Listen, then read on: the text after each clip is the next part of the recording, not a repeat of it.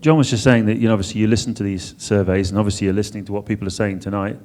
And how do you then input this information into the rules process? I mean, how to just explain to people how that happened. So the ideas come from different places. It might come through the technical. So under the FOTA Executive Committee, there's 3 working groups. Well, probably 4 actually, but the important ones are the sporting working group and the technical working group, and they can generate ideas. For example, the DRS came from that group.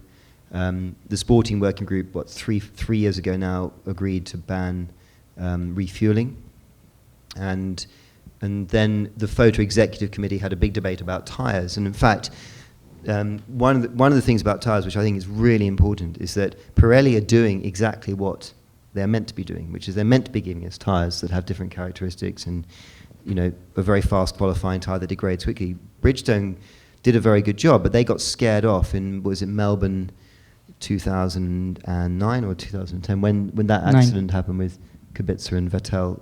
But Alonso got out of the car and said these tyres are rubbish, and that Bridgestone said, but hang on, we're spending all this money to be in the sport, and then the drivers are giving us hell for the tyres. Pirelli have sort of stuck with it, and I think very, very well. And even though they get criticism because the tyres degrade, that's what they're meant to be doing. They can make a rock-hard tyre that goes for 2,000 laps, but that's not what anybody wants.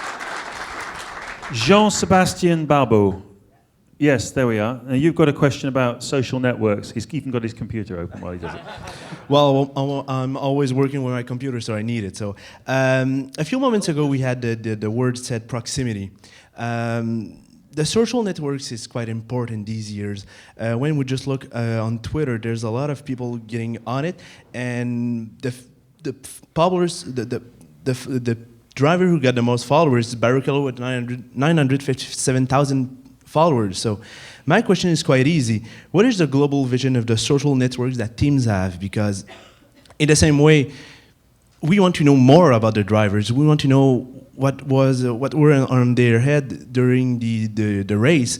And at the same time, we've got a lot of directors of teams that maybe that don't want the drivers to tell what's going on. So how is the dilemma going on it, and how can you be more popular on the social networks with that?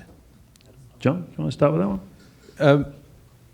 I think Twitter is a terrific medium for Formula One. It's a dangerous medium for any sport, and we've seen it backfire on a number of high-profile sporting personalities. So it's something that needs to be treated very carefully by all of the teams, because of course we have, unlike games like football, soccer, we have a lot of confidential data and information that if leaked, obviously cedes great advantage to our competitors, and of course we wouldn't want to do anything to deliberately do that. Our drivers, certainly I can speak for our drivers, have absolute and total autonomy in terms of what they tweet. Unfortunately, sometimes they have a bit too much autonomy in what they tweet, but I think that's part of the magic of the medium, that it's real, and I can guarantee you that anything you read from our 2 drivers has been tapped out.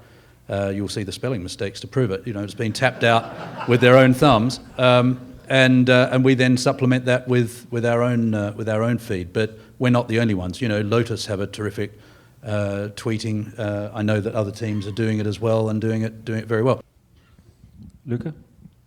I think that the social network and internet as a whole, for teams, but also other entities, present one big issue, which is anonymity.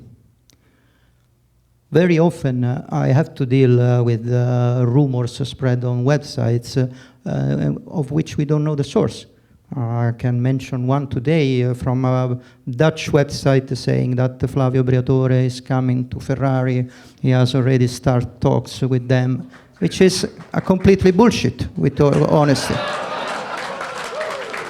So, and as it's nearly impossible to control, sometimes you have to take decisions which I know that are not popular. Contrary to McLaren, our drivers, they have no Twitter, because we don't want that something can be misinterpreted or someone can abuse of the identity. It happened to me in Abu Dhabi, which was not my favorite race, of course, last year. That at the end of the race, the Italian broadcaster said that on Twitter it was said that Chris Dyer took the whole responsibility for the mistake. And it was bullshit, because Chris Dyer didn't add any Twitter account. So you can understand what can be the risk if we don't control. So obviously, again, it's the same issue with entertainment and sport. You need to find the right balance. But you cannot leave the door completely open. Point of view on this, just from this gentleman here on the aisle. Yep, yep.